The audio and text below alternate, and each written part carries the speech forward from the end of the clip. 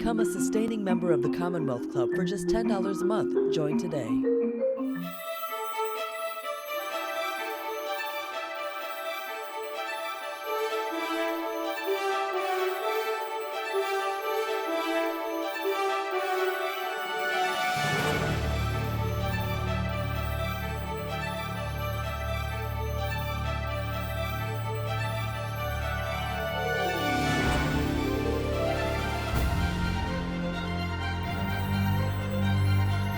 Hello and welcome. I'm Cole Thomason-Reedus with the Member-Led Arts Forum at the Commonwealth Club of California and Educational Content Curator with the Department of Diversity, Equity, and Community at San Francisco Opera. The Commonwealth Club's Arts Forum holds special programming related to the arts in the Bay Area and beyond throughout the year. In normal times, we would be doing this in person at our beautiful building on the Embarcadero, but instead, we are doing it today, as we have done so many times since the onset of COVID-19, online with you, our virtual audience. We are delighted to welcome our members of the Commonwealth Club, friends of San Francisco Opera, the William James Association, and everyone else who is joining us online for this special program, Beauty Within Dark Places, Beethoven's Fidelio, and an exhibit of art by incarcerated artists. We have a number of guests today, and I'd like to start by introducing my co-moderator for the hour, longtime member of the San Francisco Opera Chorus, Aaron Neff. Aaron, welcome. And let's just start by talking about Fidelio and being on stage. What has it been like to be back on stage in front of a live audience at the War Memorial Opera House? Hello, everybody. Thank you for having me here today. It's been amazing in a way that I had not anticipated.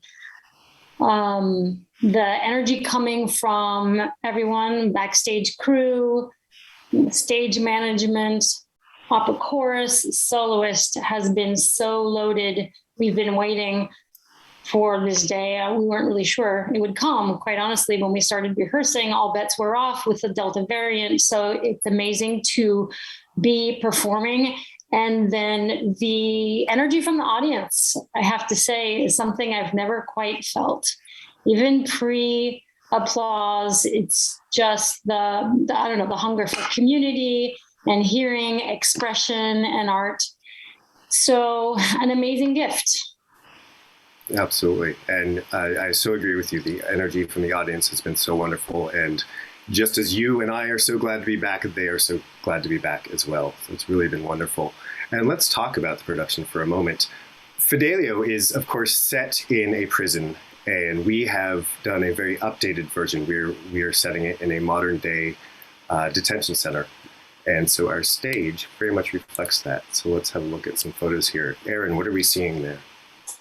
So this is the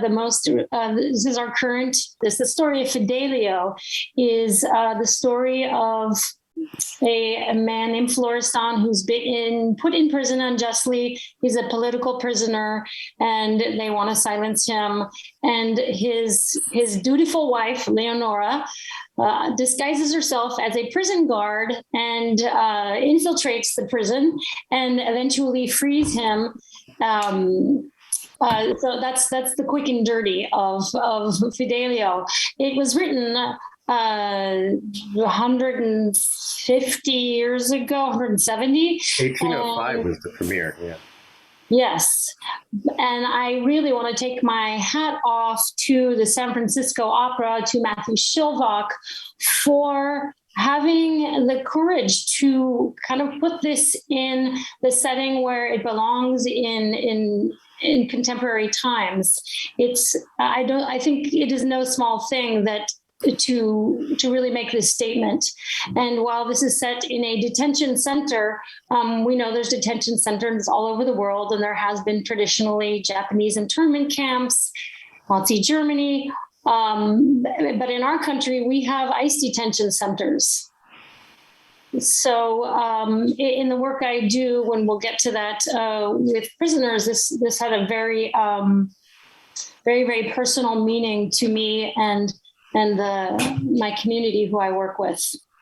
This is a picture of Elsa van den Heever, who portrays Leonora, disguised as a man. Someone said she looked so good as a man that it was confusing. I also like to say that one of the alternate titles to this opera at one time was The Triumph of Marital Love. As well as Lenora, the character herself.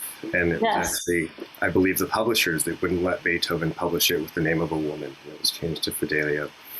But an amazing statement about sort of a feminist role, a strong female.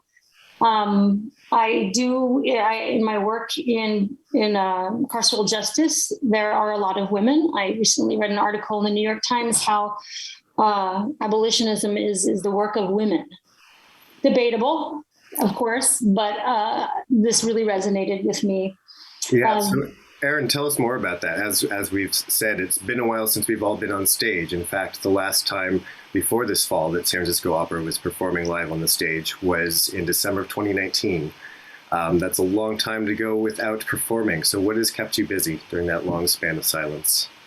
Prior to the pandemic, I worked with a group called California Coalition for Women Prisoners.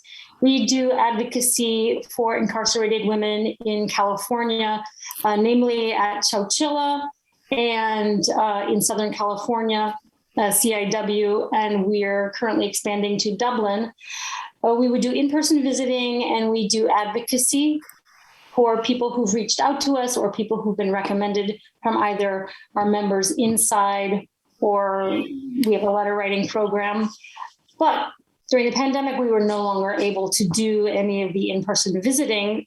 There was a tremendous amount of interest in becoming involved, I think because people had time and they were home, but a lot of energy coalescing around George Floyd and Black Lives Matter. And we suddenly had volunteers really wanting to get involved. And so we decided to start a program called Writing Warriors that teaches people how to do advocacy, but it's all through writing using the email, snail mail, and it's been wildly successful. We don't really get that many volunteers a year who really dedicate themselves to that work. And in this last year, we've trained 63 new people who are doing this work. We've reached out to 130 people inside who prior to the pandemic did not have a relationship with us. So I'm coordinator for that group, and it's tremendous, and it's been incredibly inspiring to see how people inside are more connected and people outside.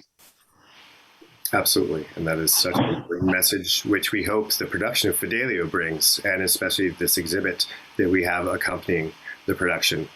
And so let's talk about that exhibit for a good while. So in conjunction with this production of Fidelio, we have presented an exhibit entitled We Shall Be Free, We Shall Find Peace, an exhibit of art by incarcerated persons at San Quentin State Prison. Now, Erin, do you recognize that line, we shall be free, we shall find peace? Does that ring a bell to you?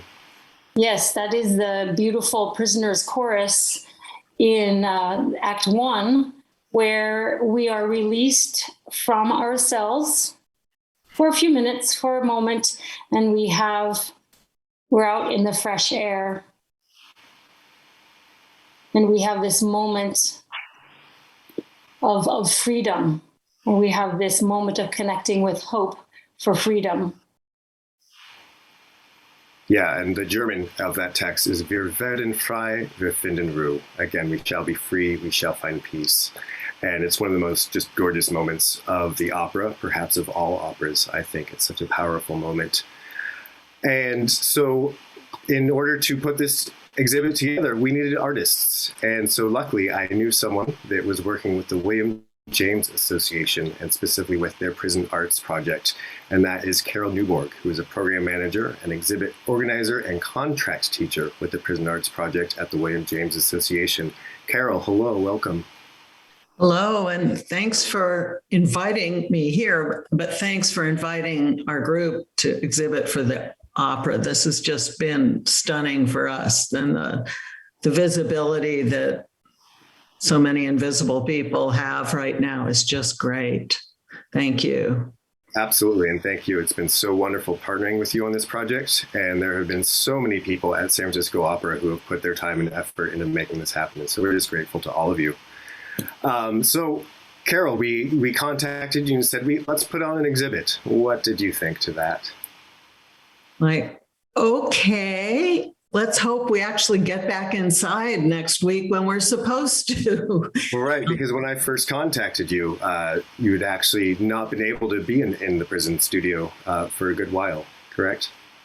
Yeah, we had been out for a year and a half, and for a year we'd been in touch, at least through doing correspondence courses. I was the delivery person, and I'd pick up all the lessons from the teachers in the area and bring them to the prison mail, and we'd get the replies, and it was just very gratifying. Just even to know, even if people weren't replying, to know that they were getting the lessons, knew somebody was trying to reach them, and it was a real learning experience to go from the studio, especially for the musicians, to go from teaching live to, trying to just do it all on paper. It was really challenging. And we were so grateful when we were finally allowed to go back in. And we were one of the first programs allowed back in. There was a garden project, several others, but it was something we really looked forward to. And then to be able to come in and say, hear their stories. I mean, there's so much people still are processing from what's happened and what's still happening. But to be able to say, well, there's this opera that they're doing in San Francisco, and they'd like your art at it in this giant, gorgeous lobby at Civic Center. And it was just like an unbelievably lucky piece of timing to have something so dynamic. And we were able to, some people had already done work around the freedom theme or injustice. Not surprisingly, incarcerated artists deal with that theme a lot, those themes. But, and also I was surprised that a certain amount of the guys knew Beethoven, some knew the opera, way more than I knew. It was just all a wonderful surprise and very invigorating for coming back and feeling like we'd have a venue for outside and people seeing what had been so hidden for so long. Right. Now, of course, the themes of struggle and liberation are very central to the story of Fidelio and also to Beethoven's own life. And it had really been our hopes that San Francisco Opera could be at San Quentin with these artists as they were creating these works and talking to them about Beethoven, talking to them about Fidelio. And of course, we have not yet been able to do that. We'll get there, but we haven't been able to thus far. And so I'm just wondering, in what ways were they able to relate to the story or to the opera, or were they? Do we still have that connection to make? Well, first we had one of the artists, this Tommy Tonklin, who, when I started trying to explain the plot, and I was reading way too much information, and you know how opera plots are, and I was just getting lost, and the guys were getting lost, and I ended up just laughing. And Tommy said, "Oh, do you need a synopsis of that?" And he wrote one up in 20 minutes, and we all sat down again in the class and read through it. Everybody got involved then and could jump in and relate to various themes. So one or two people went with the woman's love and devotion for her husband and that as a theme, but coming out of the year after George Floyd protests and events, and there'd been a lot of art and letters, writing, everything addressing Black Lives Matter and injustice and lack of freedom. So art was partly in process and then was variant. People were totally inspired to create new work too. Right.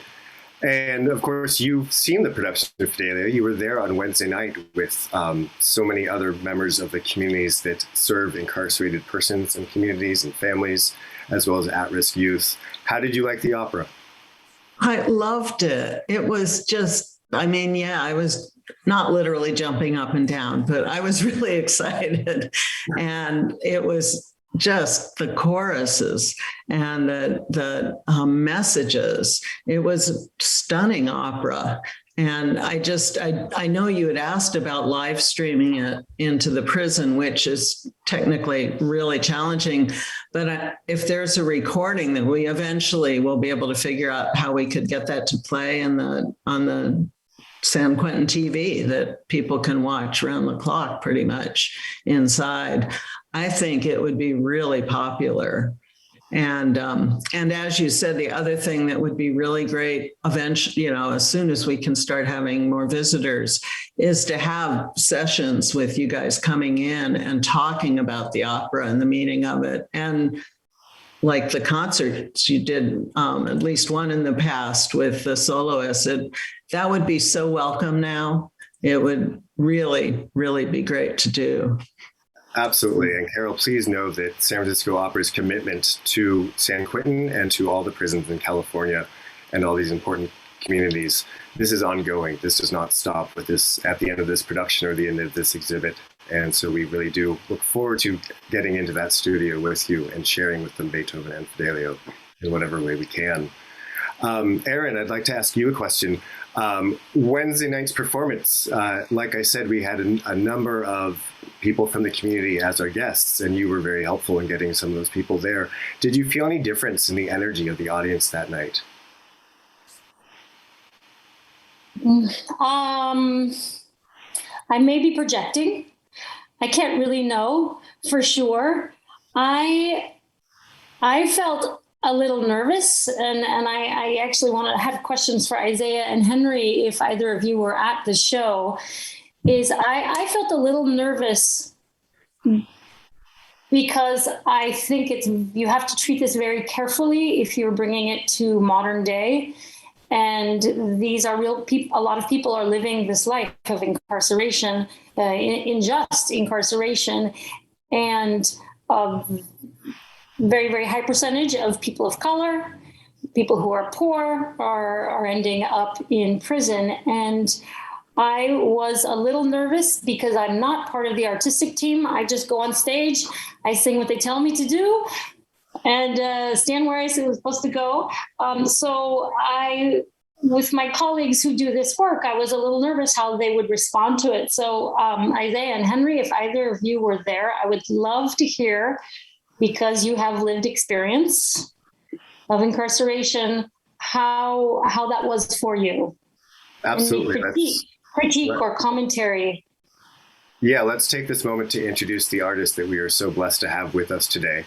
And that is Isaiah Daniels and Henry Frank, both of whom were students of Carol's at San Quentin and had pieces in this exhibit. And Isaiah specifically was there on Wednesday night. So Isaiah, Henry, hello, welcome. Thank you for being here. Isaiah, do you want to share your thoughts on seeing the production on Wednesday night? Yes, I do. First of all, let me say I was honored, I was humbled, I enjoyed it, and I want to thank you for the caption across the top, because I understood everything they said. For me, sitting there watching the show, I was mesmerized. The way the stage was set up, the way the performers performed, especially the singing. I mean, I love to sing myself, and I just sit there and listen to their voices. And then at the end of the show, I love the way they applauded. But I noticed that when the woman who played Fidelio, when she got up, the applaud roared, because it talked about her strength. And it talked about how she would go through all measures just to be with her husband, to save him, whether it's mentally or physically. But in this case, physically, she saved him. And what mesmerized me the most was I realized Beethoven knew that we would not get this right centuries down the line. And this play was based on that. And so I remember sitting there and looking out the sliver of a window that I have in my cell at the women who came to visit every week in the freezing cold, the burning heat, the pouring rain, and how they were there to save their husbands, whether it was physically or mentally, just to keep them alive and hopefully to get them out. And it's just how And that's how it kind of touched me. For being a person who used to sit there and wait for someone and hope someone would come there and find me. And I can only imagine what he was going through just being there. Not saying I was a political prisoner or even innocent, but just saying just the need of that hope. You know, the love of somebody that loves you that much. You know, it was phenomenal. That's so powerful. And Henry, I don't believe you've been able to see Fidelio yet, have you? No, I was with my mom taking care of her. I was trying to get there, but Tuesday night, I was like, no, not going to make it. So I called Carol, let her know that I wouldn't be there. But I was pretty excited. I'd never been to the opera before, either has my wife. So we were disappointed not being there, but we did get a full report the next day and at the night too, and got pictures of the paintings and my painting up there, and just kind of the atmosphere and the feeling of the event, and the people that was corresponding with me, saying they were having a fantastic time. They were very impressed with how many people were there and how many people were actually stopping and looking at all the artwork. And I was like, man, that is so awesome. And if we had gone into the city today, we were going to swing by there and go in the lobby. But, fortunately, we didn't have to, so we're on Zoom. But still, we're going to make our way over there to go in and look at the artwork. That's a really great point. So I just want to make sure everyone understands that the lobby is not actually open to the general public outside of performances. Oh. And even at performance time, you do have to have a ticket. Luckily, we do have a digital version of this exhibit online. But more importantly, Henry, we have 2 more performances left of Fidelio, one tomorrow night and one on Saturday. So let's you and I talk later, and we can make sure that we get you to see Fidelio if you're available. Okay. If not, San Francisco Opera has plenty more performances of many other wonderful moments of beauty coming up throughout the season. And you were talking about seeing the number of people that are actually interacting with the art and looking at it. And so I've brought up an image that shows just 2 photos of that exhibit wall. One in the main lobby when we first got it all put up, and then another one showing the actual audience having a look at it. And Carol, in the next few slides, we have actually the entire exhibit. And sadly, we don't have enough time to pause on each work and really talk about it. But I would just love to have you talk a little bit more about the program and the work that you do with the William James Association.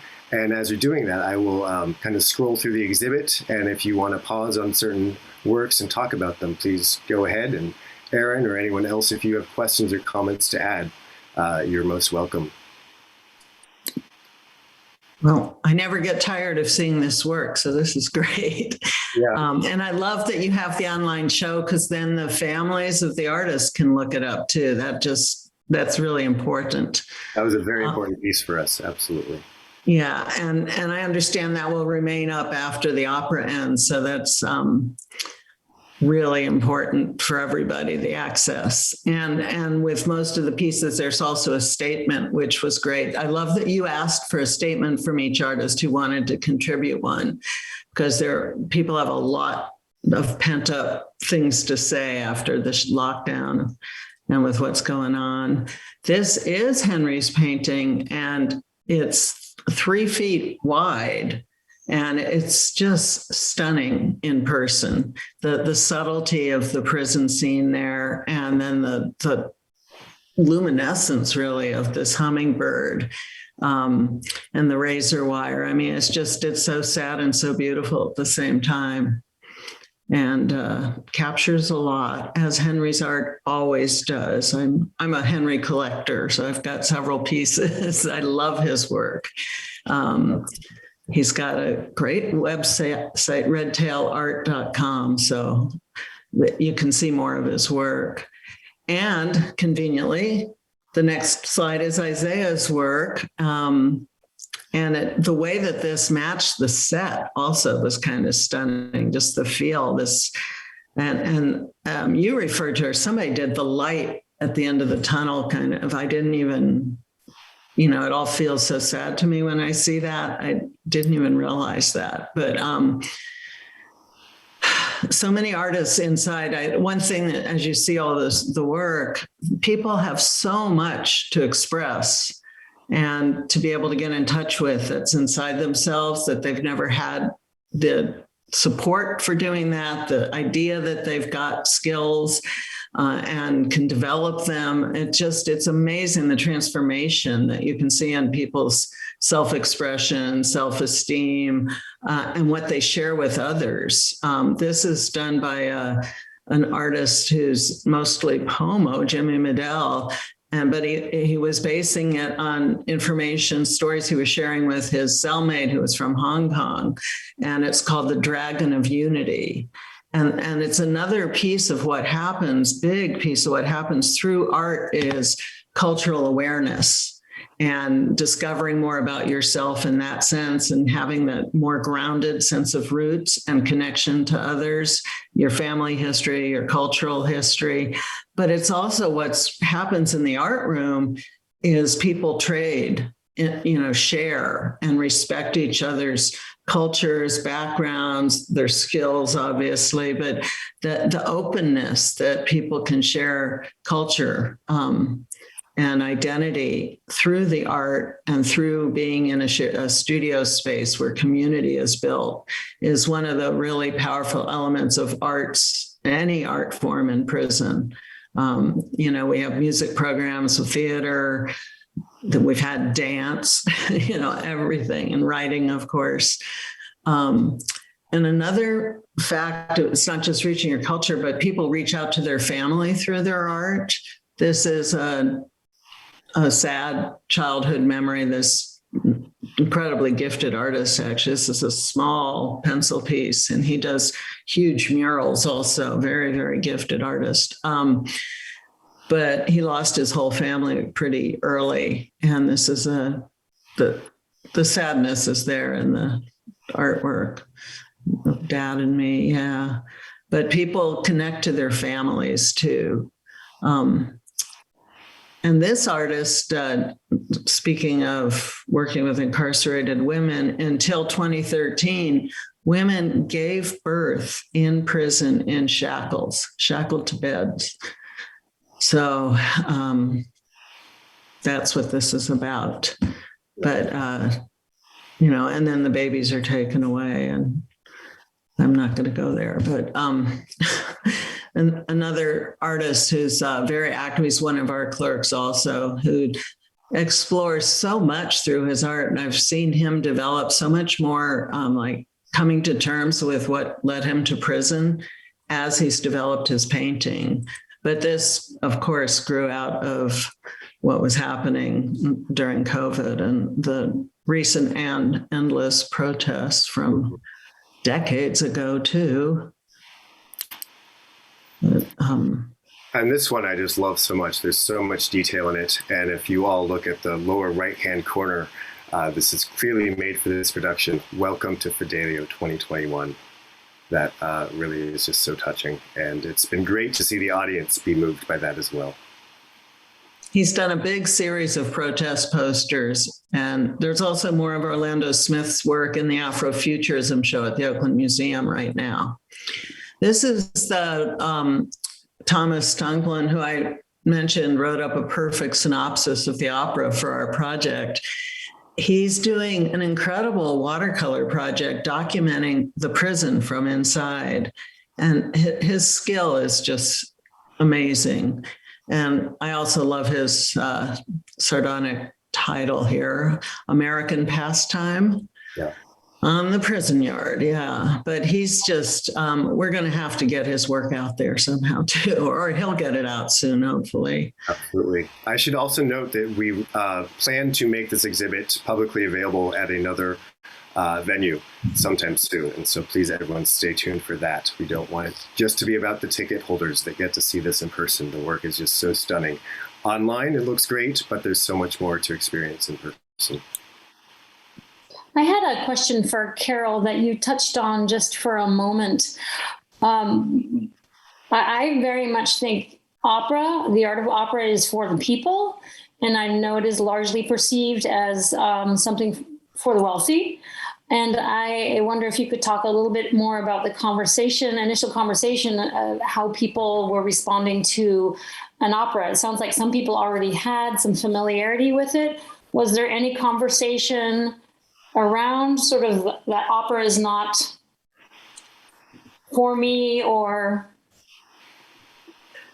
That's a good question, because I had the same thought. And I didn't hear that conversation. Wouldn't be surprised if that conversation happened. But the fact is, it's kind of amazing the music that people are exposed to inside. And there's video channels that through the San Quentin TV that are playing things from art museums and different classical music, a wide variety is available. And so I think people were less, and it's a very San Quentin thing because of our access to so many supportive people and programs in the area. It's not the same at Chowchilla and, out in the desert and places, but there wasn't resentment, certainly, that I was aware of. It was like, this is an opportunity, and I mean, there's a certain humorous element to it to me. Okay, prison and opera, sure, and I think that side of it was kind of fun, actually. But because the opera had come and done a solo concert, soloist concert, and we've had other classical and quartets come and perform, it's kind of surprising how open-minded, or not even surprising that people are open-minded, but what people have been exposed to one way or another, so that it's not as surprising as I would have felt. Yeah. That's a good question. And I'd love, when I go back, I go in tomorrow, on Wednesday rather, I'm going to ask that question specifically of some of the participating artists and get back to you, because I'm curious too, what wasn't shared around that. Yeah. Yeah, I would really love to hear that answer. And Carol, you were commenting on the number of opportunities that do come to San Quentin, and you and I have talked about how a lot of the other prisons don't get those same opportunities and are underrepresented. And Erin, you and I have talked about how female prisons are even more so underrepresented. Can you speak to that for a moment? Yes. So CCWP, California Coalition for Women Prisoners, started 25 years ago, and it was in response to, on an immediate level, to really the very, very poor medical care you get in prison. One gets in the women's prisons at that time at Chowchilla, and it grew into different kinds of advocacy. Chowchilla is 2 hours away. It's in the middle of nowhere. It's on the way to nowhere. And it's a very, very underserved population. I had initially, when I got involved with this group, I wanted to go and actually teach people to sing. I'm also a voice teacher because if nothing else, whether you're incarcerated or not, we need to find our voice. And that in itself is such a profoundly healing experience. And so I walked into the offices, which were very close to the San Francisco Opera. And I said, I would like to do this. I would like to start this program. And they said, oh, well, that's very nice, but we really need people on our visiting team desperately. So I ended up becoming someone who does in-person visiting with direct relationships with people. And I am very glad that I'm doing that. It's, I imagine, somewhat different than teaching in class, but it's opened my eyes to a world that I wasn't familiar with. I'm lucky enough to not have to have been. I have one brother who's been incarcerated throughout his life due to mental illness, but it wasn't any lived experience. And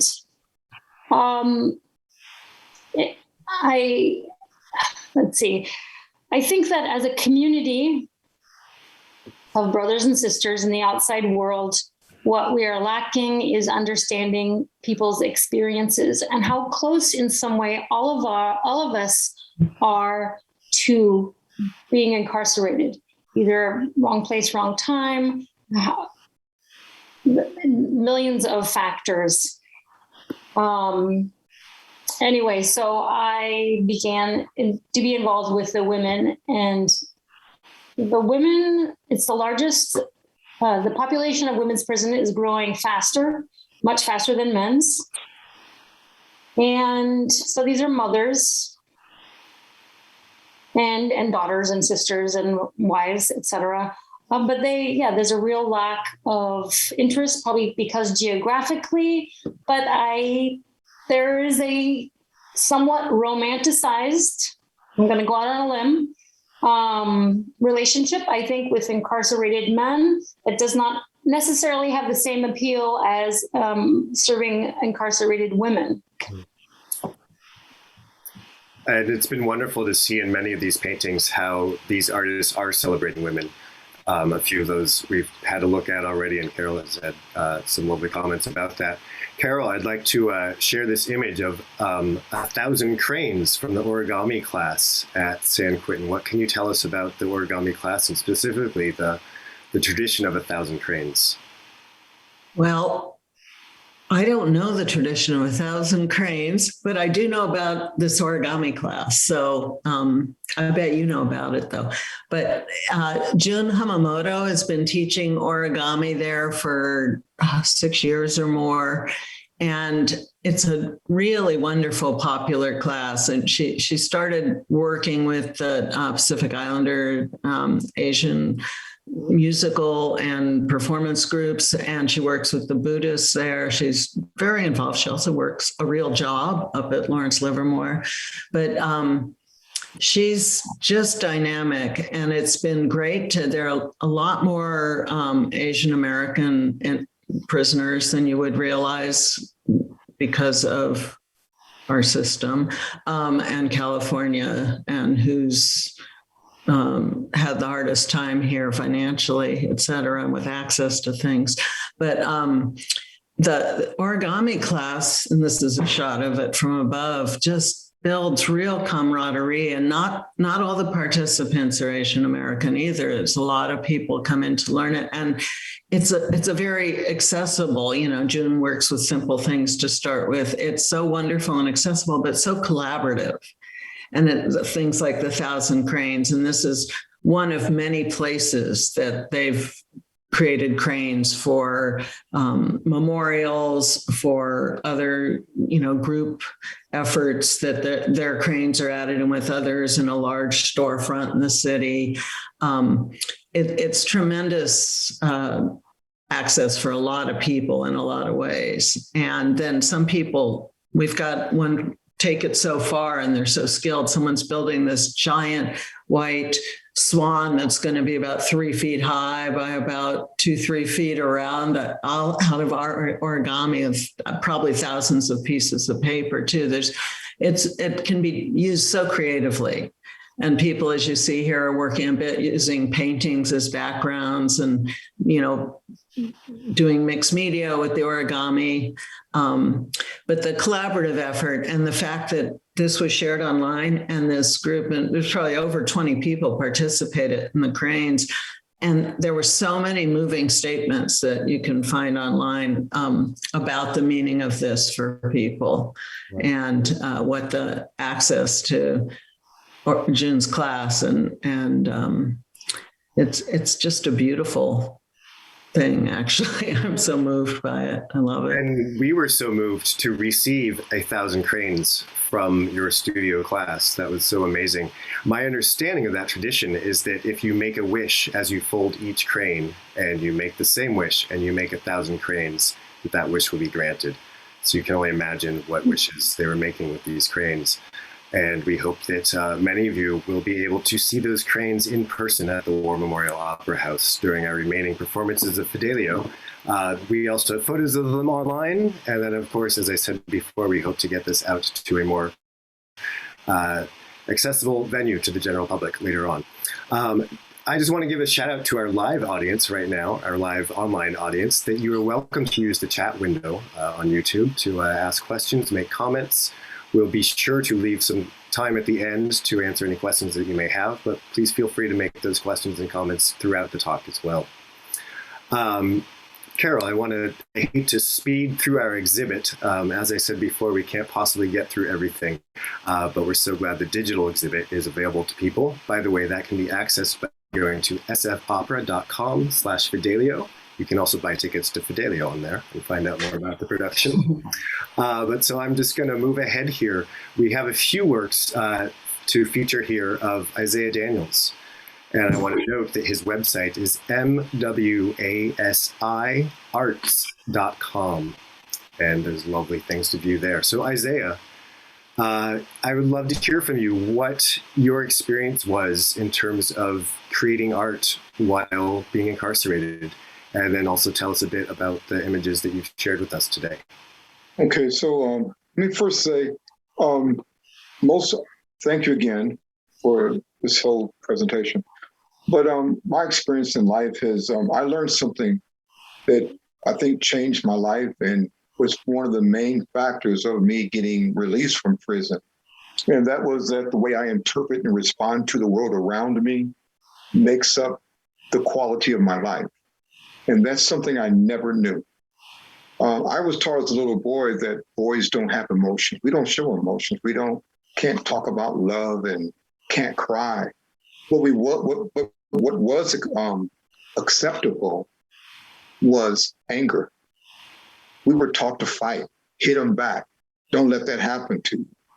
And that's what I grew up with until I finally went to prison. But by being able to go to a class that, like Carol was, instructing arts and corrections in San Quentin, I learned how to express myself through art. If I had a bad day out there on the yard and it came in, I can take a paintbrush and paint a cloudy, rainy day into a beautiful sunshine. And so being able to learn how to express myself through art gave me the insight that I needed to understand what happened, what went wrong, where did I fail myself, and by learning this, gaining this insight, it was the same thing that helped me to get released from prison. I was able to express myself in what I thought, how I feel, what my life is going to be like now. So arts and corrections was a big factor in my release from prison and in my life. This painting that's on the screen right now is called Faith. And one of the things I had to do was I had to trust in something outside of me. I had to learn how to believe it because all my life I had my way of thinking and it kept me alive. I was a runaway. It kept me alive. But I needed to change. And in order for me to change, I couldn't use my own thinking because my own thinking was the thinking that kept me alive. So I had to trust in something greater than myself. Mm. And so this is where this picture came from, Faith. Wonderful. Oh, and this painting here is, I struggled with my mom. We were left, given away. And I every once in a while I go into Laney College and I teach. And this is one of the paintings that always came up was a question about how I feel about my mom. And I used to say, I don't know. But long story, this is what my heart feels like. My mom died a little bit over a year ago during the beginning of the COVID. And I've always said, I don't even know if I would even cry. But there's another picture that looks exactly like this here painting that was taken when my mother passed away. And the paintings are exactly the expressions are almost the same. So for me, this painting is what I actually really felt in my heart about my mother's leaving me or leaving this world that I never knew I felt. It's called pain. This one here is called contemplation. There came a time in my life where, and that's where I learned about the way I emotionally respond to the world, that it's going to determine the quality of my life. And that's when I finally found peace in my life. You know, I was able to contemplate on where I wanted to go next, what my life looked. And if you notice, most of my paintings are on the feminine aspect, you know, that strength in that woman again, like Aaron has spoke up, you know, but yet and still, I think there's a feminine and a masculine side in every man. And so for me, in order to touch myself, I always went that one. So This one here is my confusion. As you see in the background, I love Van Gogh.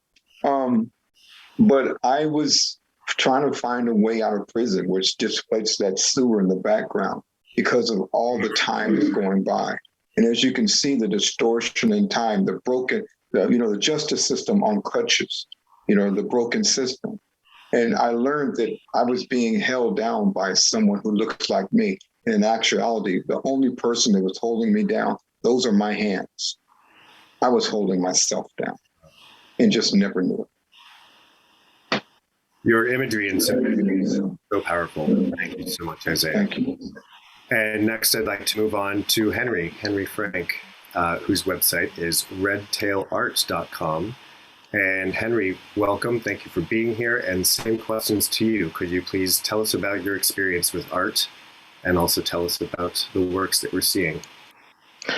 Thank you. Thank you for having me here. And I am honored and humbled. And just the way when Carol first reached out to me and asked me if I wanted to put a piece in. And originally I was going to put in a woodpecker painting, which will probably be the next slide. And then that night I went to sleep, and then I woke up the next morning with the vision of easy come, easy go.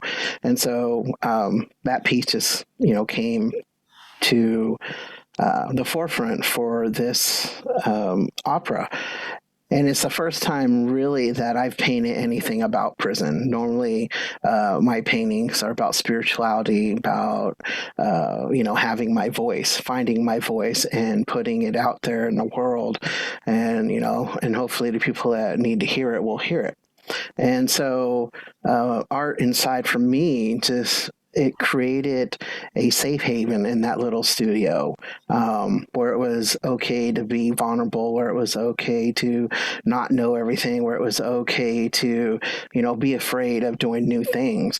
And while I was there, I talked with other artists and I talked with the teacher and even some of the guards that came in, which I probably wouldn't do outside of that room. And so years later, I realized what was going on. It was, teaching me social skills and communication skills, problem solving skills, and not realizing that that place took down walls that I had up and it took down walls that other people had. So we can just, converse as artists, as human beings in that room.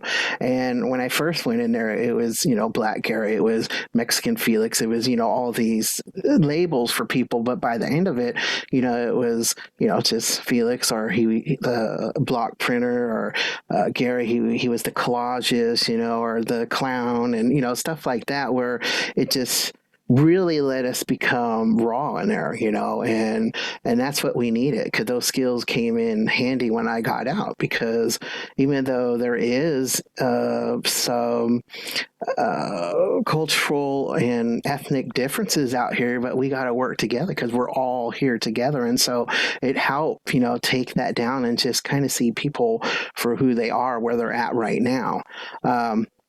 So the slide before this, you don't got to go back to it. It's called Finally Home. And that is the first piece that I block printed when I got home. I actually drew it 2 years prior in ink pen, and I sent it to my friend Beth. And I kept the stencil that I use to put it on the page. And then in my mind, I was like, if I ever get out, if I ever get a block print again, this is the piece I'm going to do. And when I got out, I had a friend and she had a studio, and she's like, hey, whenever you want to print, my studio is yours. I said, I actually have something to print.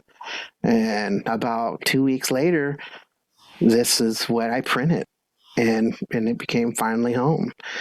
And so from that, I adventured into a business license and all that, creating my own business of the Red Tail Art. And I used to send my everybody who wrote me or sent me money or whatever it may be when I was in county jail, I'd always send them a thank you card, a custom made thank you card, and on the back it would say Henmark. And as you know, then as time went on, I put the little red tail on it, and then I was like, if I ever get out, my business is going to be Red Tail Art, because there's already a Hallmark, so why would I want a Henmark? And I said it has to be mine.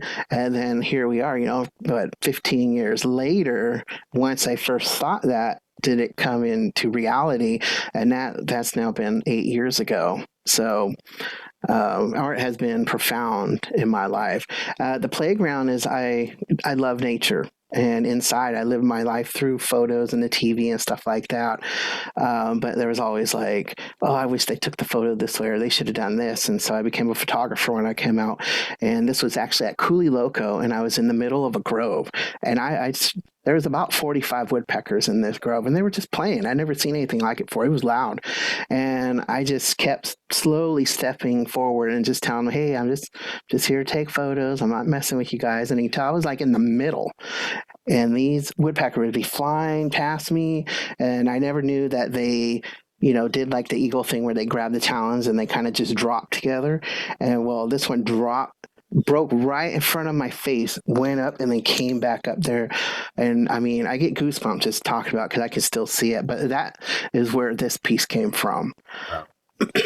Cool. And then Legos. I love Legos. oh yes. So I love the Minions. They're hilarious. And so in number 3, they went to prison, and one of the little toy things made like a prison cell Minion, a Minion prison cell. So I said, oh, that's cool. I'll get it. And I put it together. I'm like, well, that's kind of weak. I said, I could build a better one than that. And so I did. And I said, well, he needs friends, he needs some cellmates. So I built 3 together, and I said, oh, I could probably do a whole prison. And so this was actually originally like a Minion prison. If you saw the movie, I had I had the skinheads in there, and I had them in there and everything like that. And then once I entered it in the county fair and they gave me special mention and everything, I'm like, what am I going to do with this now?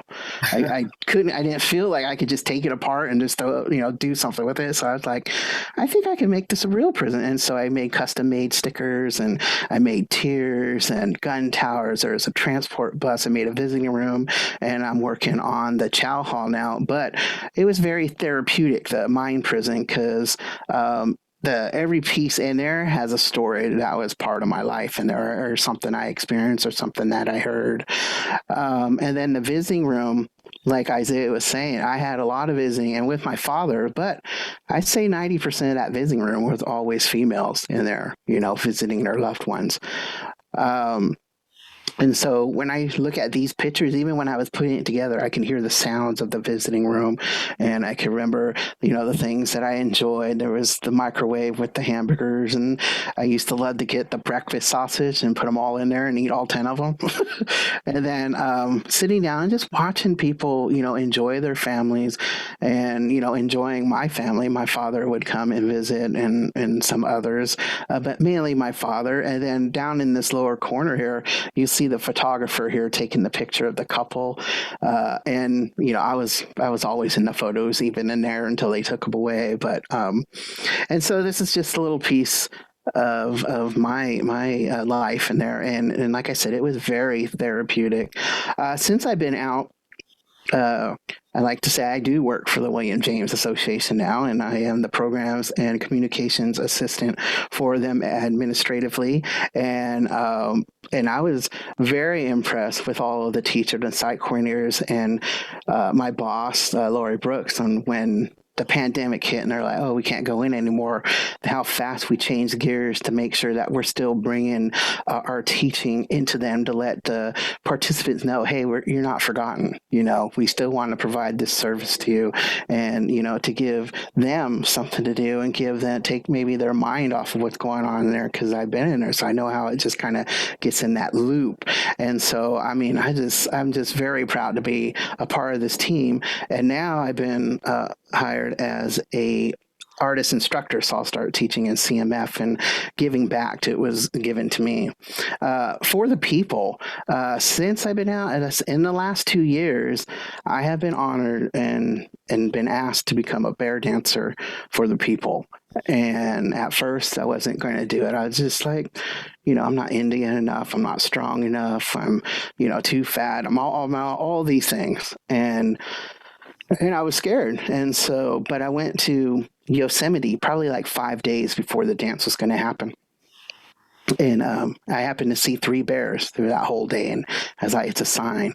And so I called him up and said, hey, yeah, I want to do this. I'm willing to go. And Hector picked me up Saturday morning, and I went up there, and I was accepted. I was exactly where I was supposed to be.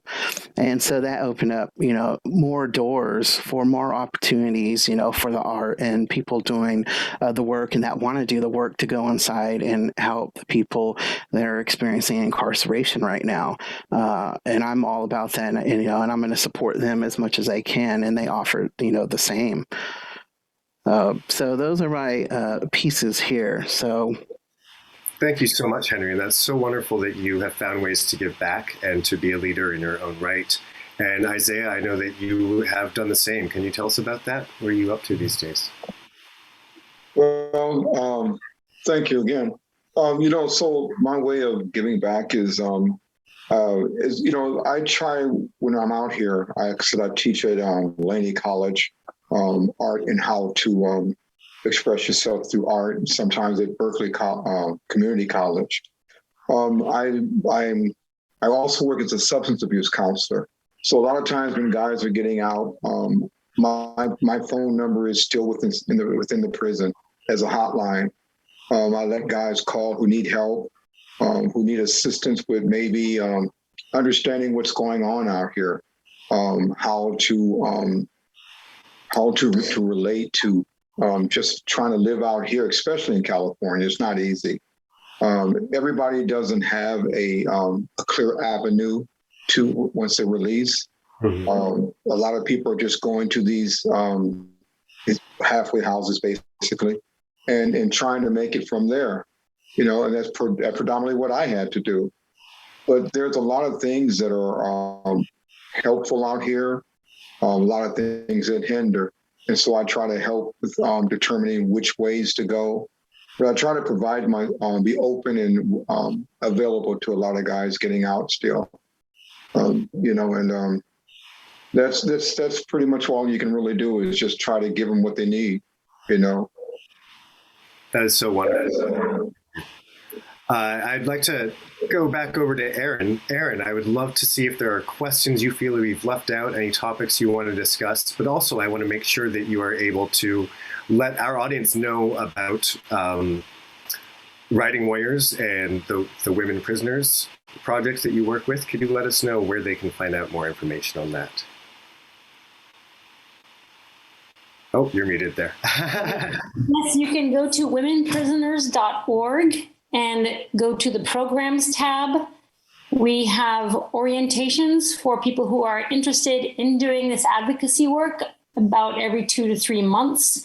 We also have a monthly meeting if you just want to dip your toes in and see what California Coalition for Women Prisoners is about. There's lots of ways you can plug in, but that is womenprisoners.org. Thank you so much, Aaron. And what have we left out, Aaron? Anything you want to bring up?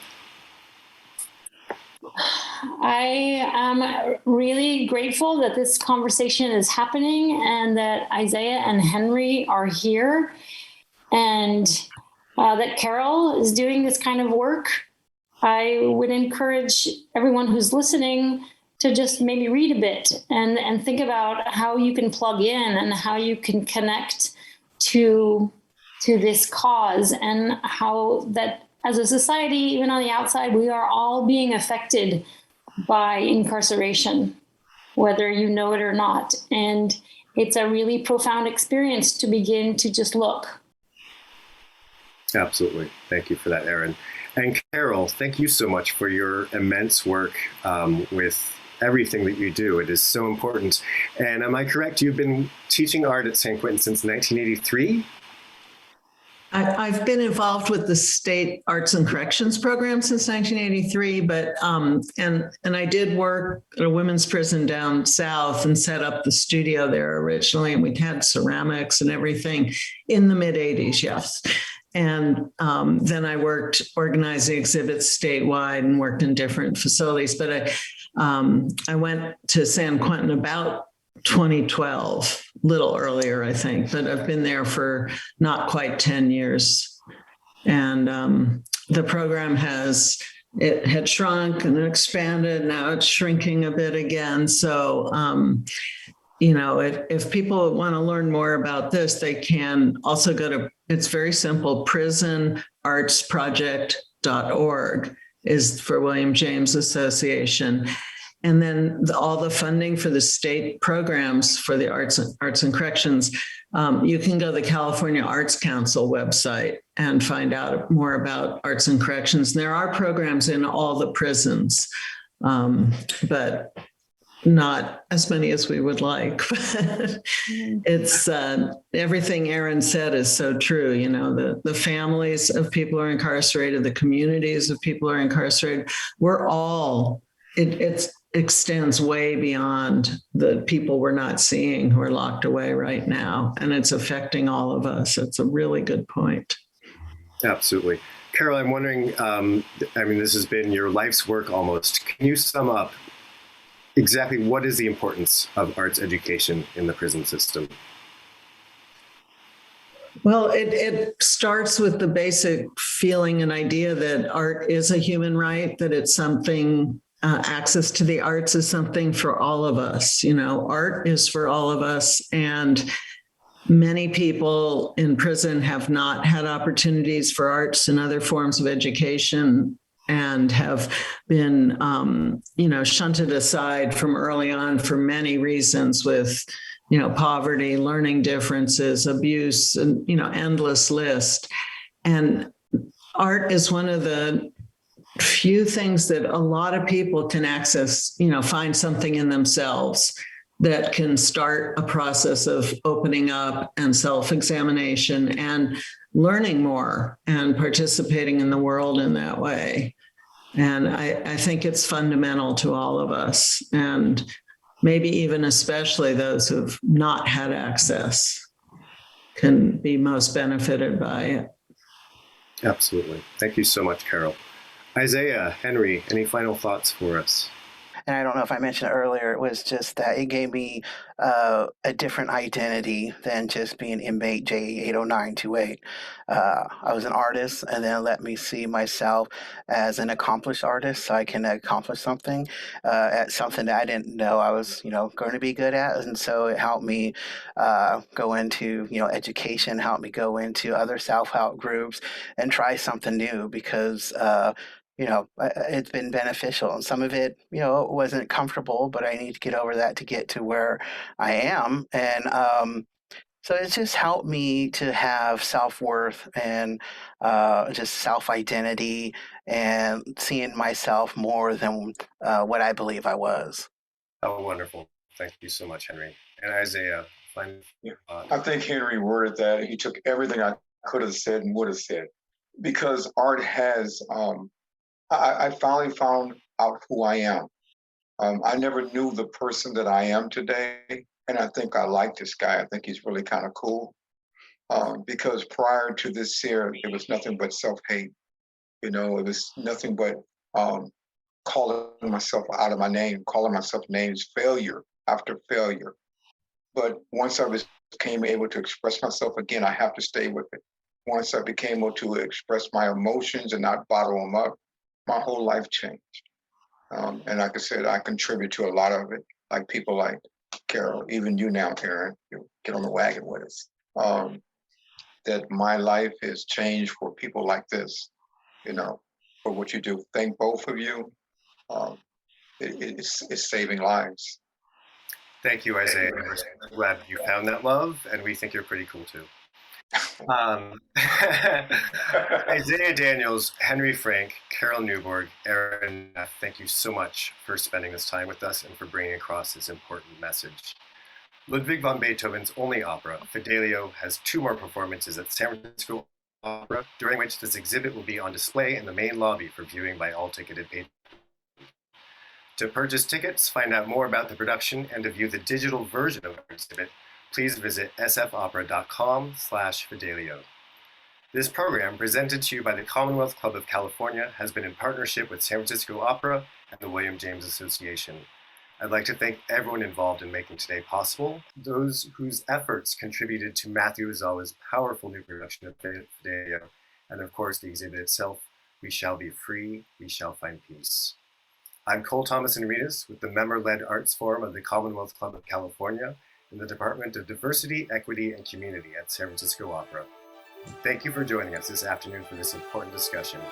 May your days be filled with freedom, peace,